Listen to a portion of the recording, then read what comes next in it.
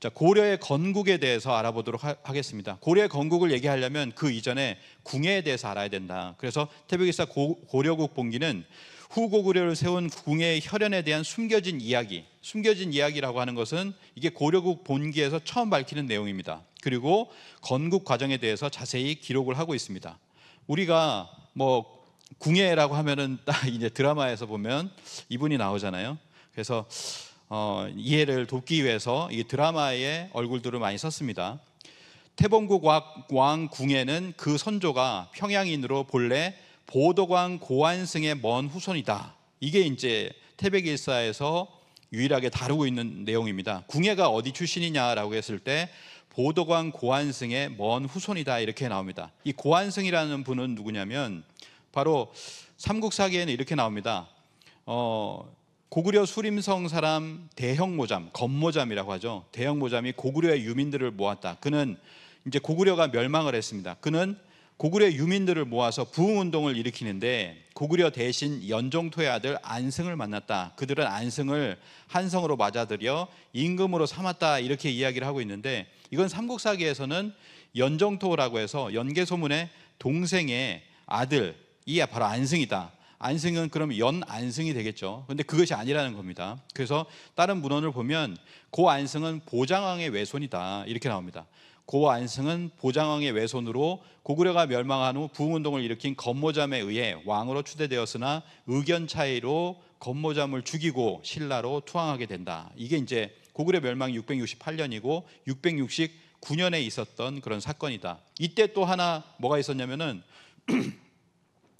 태백일사 대진국 본기에 보면 조대기에 668년 9월 21일 평양성이 함락될 때 진국 장군 대중상이 서암록하를 지키다가 변이 났다는 소식을 들었다. 마침내 무리를 이끌고 험한 길을 달려 개원을 지나는데 소문을 듣고 따르기를 원하는 자가 8,000명이었다. 함께 동쪽으로 돌아가 동모산에 이르러 운거하고 성벽을 굳게 쌓고 스스로 보존하여 나라 이름을 후고구려라 칭하고 연호를 중광이라 하였다. 그러니까 뭐냐면은 이 태백일사 대진국 본기에 있었던 이 잃어버린 30년 대조영이 아니라 그 아버지 대중상의 어떤 활약, 이 부분이 없으면은 고구려의 부흥운동을 전면적으로 알 수가 없다라고 하는 얘기죠. 고안승이 보장왕의 외손으로서 고구려 부흥운동에 참여를 했다가 신라에 투항하는 그런 어떤 과정이 있었고, 그리고 뭐냐면 그 위쪽에서는 바로 대중상 장군이 일어나서 뭐냐면은 후고구려를 칭했다. 이게 바로 669년에 있었던 사건이거든요. 이게 고구려의 부흥운동이 한쪽에서만 일어난 것이 아니다라고 하는 것을 우리가 이 환단고기를 통해서 확실하게 알 수가 있습니다. 그래서 이 궁예는 이렇게 얘기합니다. 신라가 당나라의 군사를 청하여 고구려를 멸했는데 이것은 진실로 수치스러운 일이다. 내 반드시 고구려를 위해 그 원수를 갚으리라 라고 하면서 901년에 스스로 왕으로 칭하게 됩니다. 삼국사기 궁예전에도 보면 선종은 바로 이 궁예를 뜻하죠. 선종이 스스로 왕을 칭하면서 사람들에게 일러 말하기를 지난날 신라가 당나라의 군사를 청하고 고구려를 멸망시키니 평양 옛 서울이 한줌 풀더미로 변하였는 바 내가 반드시 군사를 청해 그 원수를 갚으리라 라고 하는 대의 명분을 가지고서 이때 국호를 고려로 해서 이제 나라를 건국하게 된다라고 하는 것이죠. 그 이전을 보면 궁의 어떤 그 건국의 과정을 보면 이렇습니다.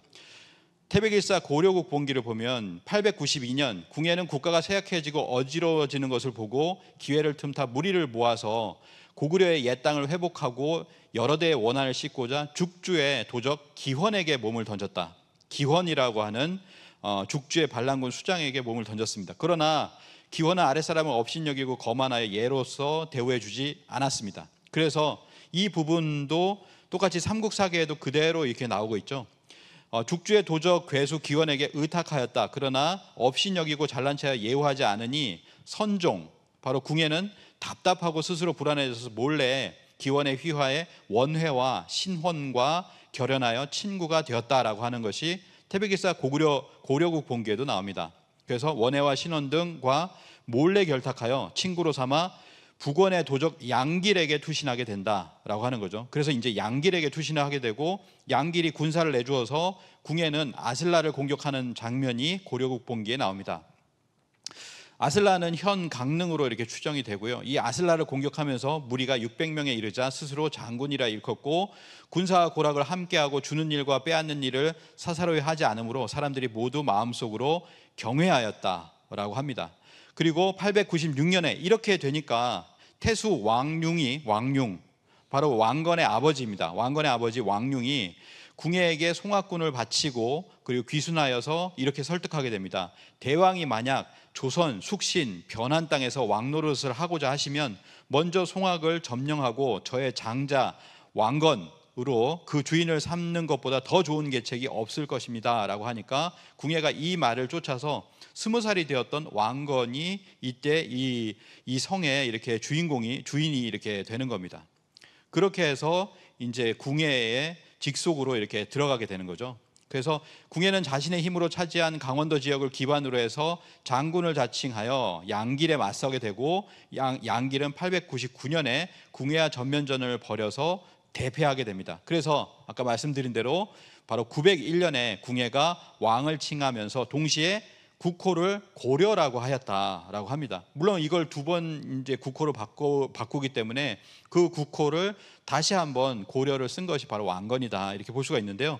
먼저 국호를 고려로 쓴 것은 바로 궁예다. 901년에 고려라고 이렇게 했다라고 하는 것이죠.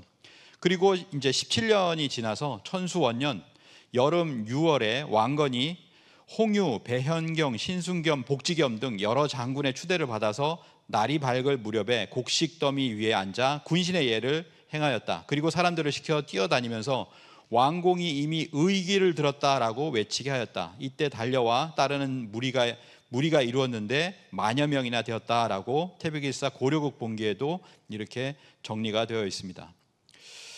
그래서 이제 뭐냐면은 918년 이때가 이제 천수원년이죠. 여름 6월 병진의 태조 왕건께서 포정전에 즉위하여 국호를 고려라 하고 연호를 고쳐 천수라 하였다. 고려사에도 이렇게 정명이 이렇게 되어 있습니다.